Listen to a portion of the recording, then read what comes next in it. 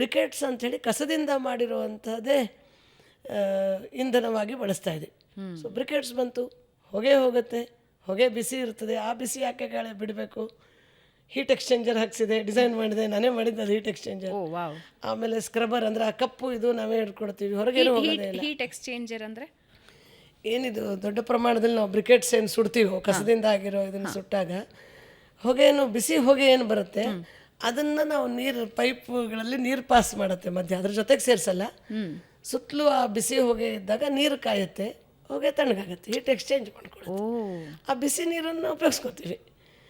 ಆಮೇಲೆ ಅದು ಹೊರಗೆ ಹೋಗಿರೋ ತಣ್ಣಗಾದ್ರೂ ಹೊಗೆ ಅದರಲ್ಲಿ ಕಪ್ಪು ಧೂಳು ಇರುತ್ತೆ, ಆ ಧೂಳನ್ನು ಇನ್ನೊಂದು ನೀರಲ್ಲಿ ಬಿಡ್ತೀನಿ.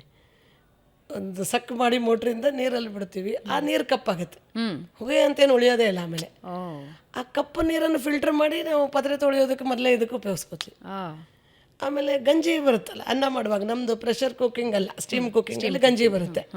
ಸೊ ಗಂಜಿ ಬಂದಿದ್ದೇನು ಮೊದಲೊಂದು ಒಂದು ವರ್ಷ ಬಿಡ್ತಾಯಿದ್ರು ಅಡುಗೆಯವರು, ಇದಕ್ಕೆ ಬಿಡ್ತಾಯಿದ್ರು ಮೋರಿಗೆ. ಇದನ್ನ ಯಾಕೆ ಮೋರಿಗೆ ಬಿಡ್ತೀರಾ, ಅಕ್ಕಿ ತೊಳೆದಿರ್ತೀವಿ ಹೇಗಿದ್ರು, ಆ ಗಂಜಿನ ಯಾಕೆ ಬಿಡಬೇಕು, ಅದು ಬಿಸಿನೂ ಇರ್ತದೆ, ನೀರು ಇರ್ತದೆ, ಪೌಷ್ಟಿಕಾಂಶನೂ ಇರುತ್ತೆ.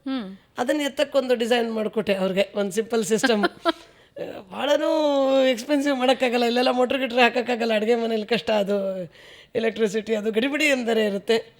ಅದನ್ನು ಎತ್ತಿ ಸಾಂಬಾರ್ಗೆ ಹಾಕಕ್ಕೆ ಶುರು ಮಾಡಿದ್ವಿ. ಸಾಂಬಾರು ಗಟ್ಟಿನೂ ಆಯಿತು, ರುಚಿನೂ ಆಯಿತು. 15 ದಿನದಲ್ಲಿ ದಿನಕ್ಕೆ 300 kg ಕಸ ಹೋಗೋದು ನನ್ನ ಅದಮ್ಯ ಚೇತನ ಅಡುಗೆ ಮನೆಯಲ್ಲಿ.